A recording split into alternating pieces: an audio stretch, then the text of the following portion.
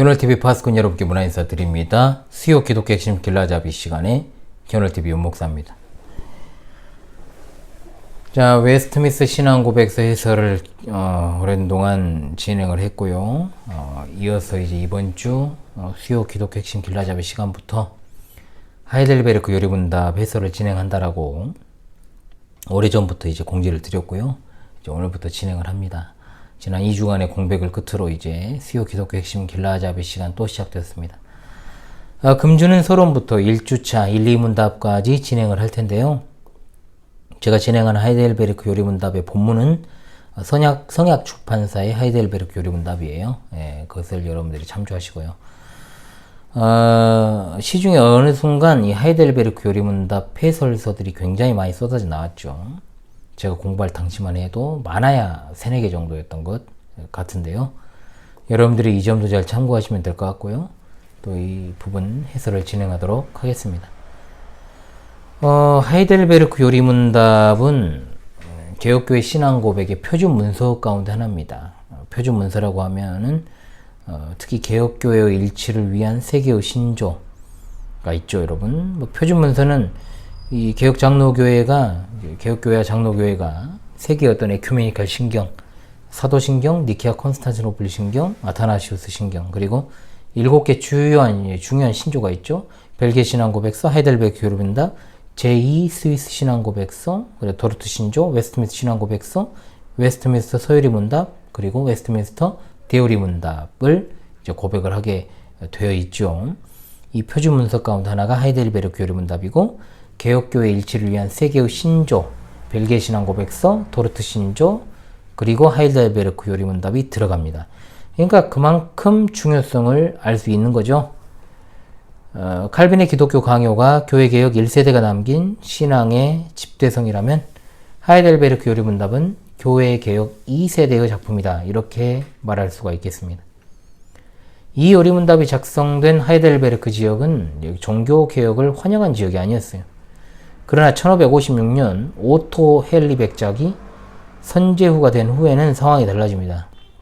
이제 중세 독일에서 황제 선거의 자격을 가진 제후를 이제 선제후라고 이제 불렀죠.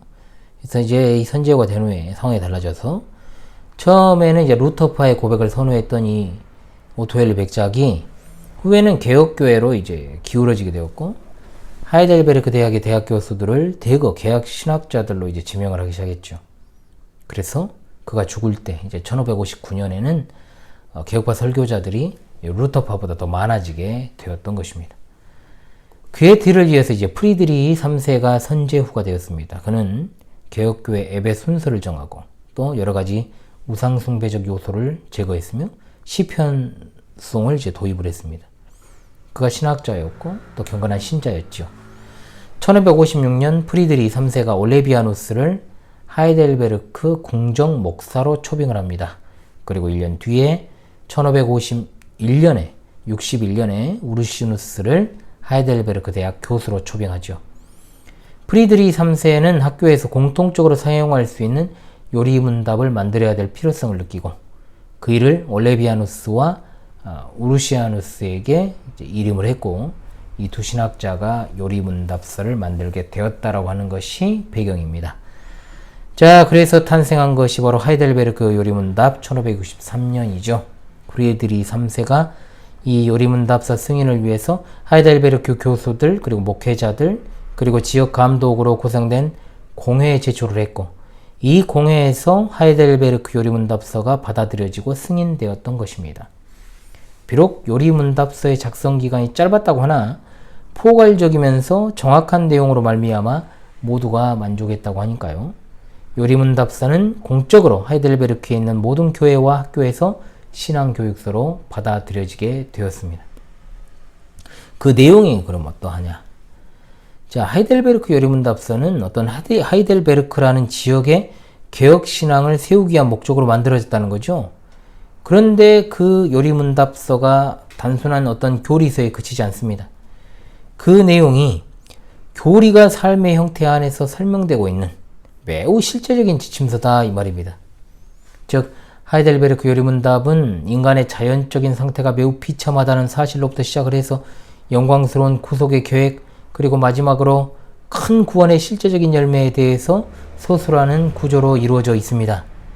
이런 어떤 하이델베르크의 구조를 가지고 있는 것은 복음과 구원에 관해서 무지한 자들에 대해서 일깨우기 위함이었다라는 거죠. 진정한 구원의 은혜에 대한 체험은 자신이 죄인이라는 것을 깨닫는 것으로부터 시작을 하는데, 이를 깨달은 죄인은 반드시 용서의 방법을 찾게 되어 있습니다. 용서의 방법을 찾아서 구원의 은혜를 갈망하는 죄인은 결국 하나님의 은혜로 말미암아 그리스도 안에서의 용서를 체험합니다. 이렇게 용서를 체험한 죄인은 자신의 죄를 미워하고 또 적극적으로 싸우고 한편으로 하나님의 계명을 지키는 자리로 나아가게 됩니다. 하이델베르크 요리문답서는 바로 이런 과정을 설명하는 책이라고 볼 수 있습니다. 그 내용은 매우 복음적이고 실제적이고 또 영혼이 각성해가는 과정을 잘 설명을 합니다. 이런 어떤 요리문답의 강점은 예나 지금이나 여전히 교회 안에서 특정한 영혼을 각성시키는 좋은 교재로 쓰임받기에 충분하죠. 또한 하이델베르크 요리문답은 로마교의 오류, 로마교라고 불려야죠. 로마교의 오류에 대해서 그 어떤 신앙 고백서들보다도 더 실체적이고 실체에 접근해서 날카롭게 지적하고 책망을 합니다. 그리고 정통적인 가르침이 무엇인가를 분명하게 제시를 하죠. 이런 특징으로 인해서 하이델베르크 요리문답서가 전체 개혁교회들 가운데 널리 받아들여지게 된 겁니다. 그러니까 스위스, 프랑스, 영국, 스코틀랜드, 네덜란드 이런 어떤 유럽 개혁교회에서 사용되었는데, 우리나라에서는 주로 이제 네덜란드 개혁교회 전통을 이어받은 독립개신교회 기본적으로 이제 여기서 가르쳐지고 있고, 또 고신교단 일부 교수들이 처음에는 하이델베르크 요리문답 해설을 갖다가 출간해 내므로써 더 사람들에게 알려지게 되었던 것입니다. 그러나 유럽보다 어떤 영미신학의 영향을 많이 받은 한국 장로교회는 하이델베르크 요리문답서를 거의 이제 그동안 사용하지 않아왔습니다. 그러나 이제 고신교단을 중심으로 해가지고 이제 장로교단 내에서도 하이델베르크에 대한 중요도가 이제 대두가 되면서 이제 그렇게 좀 그것을 갖다가 활용하고 가르치는 이제 목사들이 많이 늘었습니다. 문제는 웨스트민스터 대소요리 문답도 제대로 안 다루잖아요. 근데 무슨 하이델베르크를 생각이 나겠습니까? 그러니까 참 그것도 문제죠. 굉장히 문제입니다. 그래서 어찌되었든 간에 최근에 많은 관심들이 이제 생기고 그것을 갖다가 가르치는 일들이 늘어난 것도 참 고무적인 일이고, 또 많은 책들이 나와 있어서 지금 뭐 책이 없어서 공부 못한다 그런 시대는 아니니까 이제. 그래서 이제 개혁교회 전통 아래에서 이제 모든 목회자가 이제 매년 하이델베르크 요리문답서를 매주일 설교하도록 되어 있습니다. 저 같은 경우에 저 오후 요리문답 시간에 이미 하이델베르크를 다 했죠. 그래서 학교나 대학교에서도 마찬가지로 하이델베르크 요리문답서를 가르치게 했습니다. 모든 교회의 정기적인 이 교리교육 시스템이 세워졌고, 매주일 오후에는 어린이를 포함한 모든 교회들이 하이델베르크 요리문답 강론을 들었습니다. 그러니까 저도 그런 어떤 전통에 따라서 오후 요리문답 시간을 갖고 있는 겁니다, 여러분. 그것도 여러분 배경적으로 알고 계셔야 됩니다. 이런 방식이 오늘날에 충분히 적용이 가능해요. 네덜란드 개혁교회나 우리나라 독립개신교회는 이전부터 이런 방식으로 사실은 요리문답서를 사용하고 있었습니다. 그리고 우리 광주 신실한교회도 마찬가지고 장로교회들 중에서 의식 있는 목회자들은 이와 같은 교리교육을 지금 하고 있다는 거죠. 개혁교회 방식으로. 사실 교리교육에 가장 앞장서야 될 것이 장로교회 아닙니까? 교회 역사상 가장 훌륭한 어떤 선배들의 그 유산들을 갖다가 외면하고 있는 것은요, 오늘날 어떤 교회의 어떤 대배도의 현실을 충분히 설명할 수 있는 측면이라고 할 수 있겠습니다. 종교개혁의 후예들이라 자처하는 개혁파교회 신자들은 반드시 하이델베르크 요리문답서를 통해 복음적이고 또한 실제적인 강론과 훈련을 통해서 이 시대에 혼탁하고 참으로 혼란의 사조들을 헤쳐나갈 수 있는 힘을 얻게 되는 겁니다. 자, 저도 특별한 일이 없으면 52주 동안 하게 되어 있는 이 하이델베르크 요리문답을 52번에 걸쳐 하겠습니다.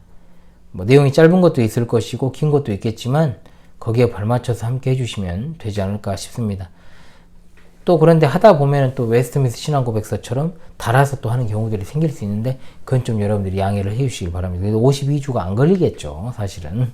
그래도 한번 웬만하면은 그래도 정해진 이 주차에 맞춰서 제가 진행을 하도록 그렇게 하겠습니다. 자, 오늘은 1주차 1, 2문답을 공부하고 마무리 짓는 시간을 갖지요. 자, 하이델베르크 교리문답의 이제 서론에 해당하는 내용이 되겠습니다. 제1주일은 1, 2문답입니다. 제1문답입니다. 살아서나 죽어서나 당신의 위로는 무엇입니까? 살아서나 죽어서나 나는 나의 것이 아니요 몸도 영혼도 나의 신실한 구주 예수 그리스도의 것입니다. 그리스도께서는 그의 보혈로 나의 모든 죄값을 완전히 치르고 나를 마귀의 모든 권세에서 해방하셨습니다. 그리고 가로 열고 성자께서 주시는 위로, 또한 하늘에 계신 나의 아버지의 뜻이 아니면 머리털 하나도 땅에 떨어지지 않도록 나를 보호하시며 참으로 모든 것이 합력하여 나의 구원을 이루도록 하십니다. 그 다음 성부께서 주시는 위로, 그러므로 그의 성령으로 그분은 나에게 영생을 확신시켜 주시고 이제부터는 마음을 다하여 즐거이 그리고 신속히 그를 위해 살도록 하십니다. 자, 이것이 이제 성령께서 주시는 위로가 되겠죠. 제2문으로 갑니다. 이런 위로 가운데 복된 인생으로 살고 죽기 위해서 당신은 무엇을 알아야 됩니까? 다음의 세 부분을 알아야 됩니다. 첫째, 나의 죄와 비참함이 얼마나 큰가? 둘째, 나의 모든 죄와 비참함으로부터 어떻게 구원을 받는가? 셋째, 그런 구원을 주신 하나님께 어떻게 감사를 드려야 하는가를 알아야 됩니다. 라고 했습니다. 자, 이제 좀 해설을 해보면요. 자, 우리의 유일한 위로는 우리가 그리스도께 속해 있다는 것이죠. 이 세상 어떤 사람도요, 자기 자신이 자기 인생의 주인공이 아닙니다. 그런데 사람들이 마치 자기 인생이 자기 것인 것처럼 그렇게 행세하며 살아가죠. 그런데 그렇게 살아간다 해도요, 그 누구도 자기 인생의 주인공이 될 수 없습니다. 우리는 하나님께서 창조하신 피조물이기 때문에 자신을 지으신 이를 무시하고 살아가는 사람들은 교회 밖에 있는 사람들입니다. 내가 하나님께로부터 지음을 받은 그 목적은 나를 지으시고 어떤 지으신 일을 갖다가 찬양하고 영광을 돌리기 위함 아닙니까? 그런데 내가 나의 것이라고 해버리면 내 문제를 누가 해결해야 돼요? 내가 해결해야 되는 문제가 생깁니다. 사람은 완벽하지 않죠. 절대로. 따라서 내가 내 것이 아니고 그리스도의 것이란 사실은 참으로 감사한 일이고 위로가 되는 것 아니겠습니까? 나의 죄에 대한 대가는 내가 치를 수 없기 때문에 예수 그리스도께서 대신 치러주시기 위해 십자가에 자신을 내어주신 것이 얼마나 큰 소망이냐 이거죠.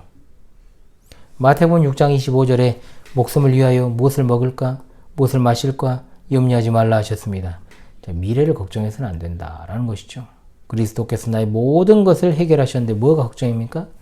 누가복음 21장 18절 너희 머리털 하나도 상치 아니하리라고 분명하게 말씀하셨습니다. 그럼 여러분에게 질문 하나 던져보죠. 자, 우리 영혼은 그리스도께 속했지만 우리 몸은 여전히 죄의 지배 아래 있다라고 하는 말이 맞습니까? 틀립니까, 여러분? 물론 틀려요. 왜냐? 우리는 흔히 몸과 영혼을 분리해서 생각하는 경향이 많습니다. 우리의 구원은 영혼과 육체의 구원이지 영혼만의 구원이 아닌데 그렇다는 거죠. 우리의 전 인격이 그리스도께 속했습니다. 로마서 8장 14절의 말씀에 무릇 하나님의 영으로 인도함을 받는 사람은 곧 하나님의 아들이라고 말씀하고 있습니다. 우리 신앙의 출발점이 여기입니다. 땅에서 어떤 눈에 보이는 복을 받는 것이 우선이 아니고 내 죄와 비참함을 깨닫는 것이 우선이요 복이라는 사실. 그리고 당연히 우리는 그 죄와 비참함을 해결받는 구원의 길을 알아야만 하는 것입니다. 그것은 오직 예수 그리스도 안에만 있습니다. 아멘. 그리고 구원받은 우리가 해야 될 일은 뭐냐? 내가 이렇게 이미 구원받았으니까 하나님께 어떻게 하면 내가 감사를 하며 살아갈 것인가를 고민하는 일이 필요하다는 거죠. 이것이 바로 우리의 사명 아니겠습니까? 주를 기쁘시게 하는 것이야말로 성도의 최고의 가치요 삶의 이유인 줄로 압니다. 세상의 기준이 아니라 하나님의 기준에 맞춰 살아가야 될 것입니다. 세상 기준에 완벽하게 맞추는 것도 불가능하고요. 또 하나님의 기준에 맞추기 위해서 노력한다고 해도 불가능하지만 성부 하나님께서는 성자 그리스도 안에 있는 우리를 보시고 받아주시고 그 기준대로 살아가도록 성령께서 도우십니다. 살아서나 죽어서나 오직 유일한 위로는 예수 그리스도이십니다. 아멘. 할렐루야. 예, 처음 시작하려니까 좀 어색하기도 하고, 예, 항상 그러죠. 뭐든지 시작을 할 때는 좀 그런 것 같습니다. 원래는 시작할 때 제가 막 이런저런 말도 많이 하고 그러는데, 하이델베르크 교리문답 해설을 할 때는 최대한 또 군더더기를 빼고, 또 웨스트민스 신앙고백서를 공부했던 때와 마찬가지로 그렇게 좀 해설을 하도록 그렇게 하겠습니다. 여러분의 적극적인 참여와 학습을 간절히 바라고요. 수요 기독교 핵심 길라잡이 시간들이 여러분의 신앙에 조금이나마 유익이 될 수 있기를 간절히 바랍니다. 여러분, 지금까지 현호TV 윤목사였습니다. 파수꾼 여러분께서 좀 더욱더 진지하게 이 채널에 임해 주시면 제가 좀 더 힘을 받아서 여러분을 잘 감당할 수 있지 않을까 생각을 합니다. 광주 신실한 교회 제2막을 이제 출발하는 그 와중에 있습니다. 10월 달에 이제 모든 것이 다 정리가 잘 되고 남은 11월, 12월 달에 내년 이제 준비하면서 그렇게 제2막을 열어가야 되겠다라는 마음을 품고 있는데, 그 사이에 또 하나님께서 베풀어 주신 은혜를 좀 기대하고 있습니다. 여러분 많은 기도를 부탁을 드리고요. 또 수요일의 시간을 통해서도 여러분과 함께 또 즐거운 마음으로 하이델베르크 요리문답을 통한 진정한 위로를 받게 되는 은혜가 있기를 간절히 소망합니다. 그럼 여러분, 이 시간 마치도록 하겠습니다. 파수꾼 여러분 수고하셨습니다.